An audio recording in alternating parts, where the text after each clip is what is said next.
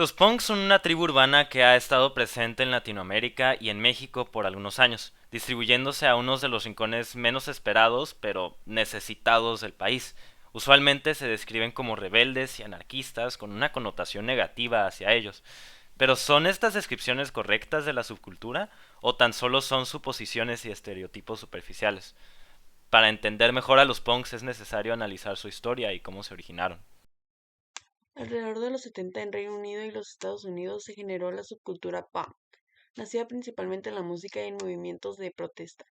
Es complejo tratar de encontrar el verdadero origen de los punks, pues dada la propia naturaleza de la tribu y los medios de comunicación, no es tema que se encuentra muy difundido.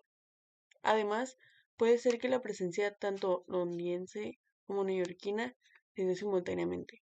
Decimos concentrarnos en la historia del punk británico porque parece ser que las ideologías del anarcopunk mexicano se encuentran más estrechamente ligadas con él. Los 60 fueron un momento realmente deprimente en la historia de Inglaterra. El país se encontraba ingobernable y con pocos recursos. Existían muchísimas tensiones políticas, sociales y económicas. Las calles se encontraban descuidadas y la gente estaba en descontento. En los 70 existía poca movilidad entre las clases sociales en la industria. Existía un alto porcentaje de desempleo, el pago era mínimo y los recursos eran limitados. Ocurrieron varias reformas y cambios de oficina en ese momento, por lo que la manera en la que funcionaba el mercado era siempre cambiante en un ritmo acelerado. Es por esto mismo que se dio una especie de retrospección a la economía y a las oportunidades de trabajo, porque cada cambio de orden parecía reiniciar al mercado. Estas tendencias continuaron hasta los 80, generando una verdadera crisis económica que impactó a todo el país. En ámbitos culturales, gracias a las tensiones sociales, políticas y económicas y a los fuertes sentimientos de miedo, depresión e ira, es cuando se generó un género musical basado en el garage rock, pero más agresivo, el punk. El punk rock es uno de los ejes principales de su lenguaje, pues expresaban sus puntos de vista ante la sociedad bruta y conservadora.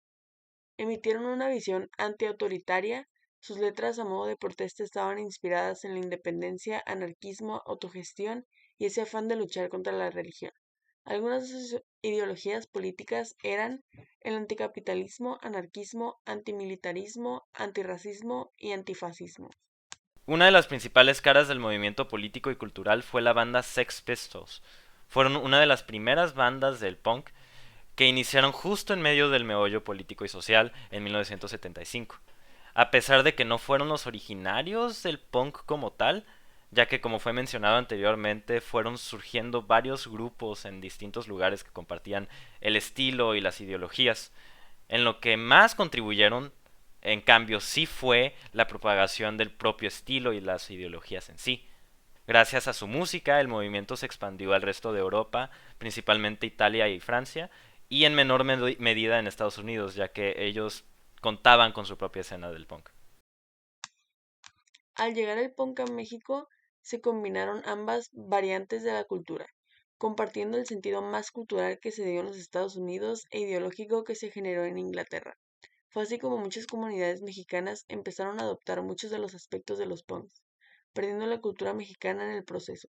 Sus ideologías cambiaron tanto que los punks mexicanos incluso tuvieron una presencia política, los anarcopunks. Se generó una tensión de nosotros contra ellos, donde los punk empezaron a generar grupos políticos anarquistas como lo son la Brigada Subversiva, el Colectivo Acción Libertaria, la Unión Punk Libertaria, la Resistencia a Barreras Impuestas anarquistas, el Colectivo A, las Chavas Activas Punks, las Gatas Punks y las Brujas, ubicándose en las zonas más marginadas económica, social y políticamente, como Ecatepec, Iztapalapa y el Estado de México.